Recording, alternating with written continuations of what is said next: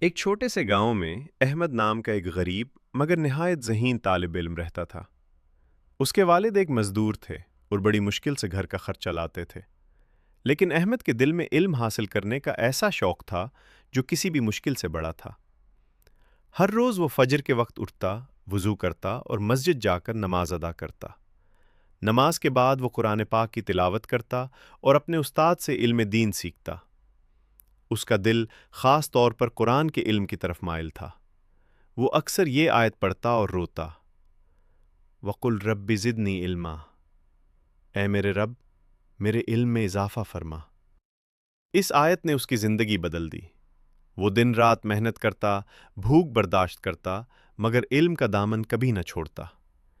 ایک دن اس کے استاد نے اس سے کہا، احمد، علم صرف حاصل کرنے کے لیے نہیں بلکہ دوسروں تک پہنچانے کے لیے ہوتا ہے۔ یہ بات اس کے دل میں اتر گئی۔ احمد نے عہد کیا کہ جب بھی وہ علم حاصل کرے گا اسے لوگوں تک ضرور پہنچائے گا۔ سال گزرتے گئے، احمد نے قرآن، حدیث اور فقہ میں مہارت حاصل کر لی۔ وہ ایک بڑے عالم بن گئے، مگر اس کے اندر عاجزی پہلے سے بھی زیادہ تھی۔ وہ ہمیشہ لوگوں کو نرمی اور محبت سے سمجھاتے۔ وہ اکثر یہ حدیث سنایا کرتے تھے، قال رسول اللہ صلی اللہ علیہ وسلم، خیرکم من تعلم القرآن وعلمہ، تم میں سب سے بہتر وہ ہے جو قرآن سیکھے اور دوسروں کو سکھائے۔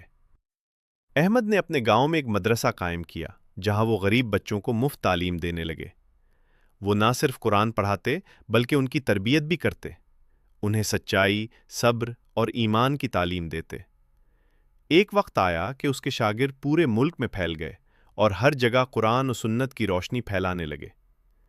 احمد کا نام ایک چراغ کی طرح بن گیا جو اندھیروں میں روشنی دیتا تھا۔ ایک دن ایک شخص نے پوچھا، حضرت، آپ کی کامیابی کا راز کیا ہے؟ احمد مسکرائے اور کہا، میں نے کبھی علم کو اپنے لیے نہیں رکھا بلکہ اللہ کی رضا کے لیے دوسروں تک پہنچایا۔ پھر انہوں نے یہ آیت پڑھی، یرفع اللہ الذین آمنوا منکم والذین اوتوا العلم درجات، اللہ تم میں سے ایمان والوں اور علم والوں کے درجے بلند فرماتا ہے۔ آخر کار جب احمد اس دنیا سے رخصت ہوئے تو پورا گاؤں غمگین تھا، مگر ان کا علم، ان کے شاگرد اور ان کی تعلیمات ہمیشہ زندہ رہیں۔ سبق: علم وہ روشنی ہے جو نہ صرف انسان کو خود روشن کرتی ہے بلکہ دوسروں کو بھی ہدایت کا راستہ دکھاتی ہے۔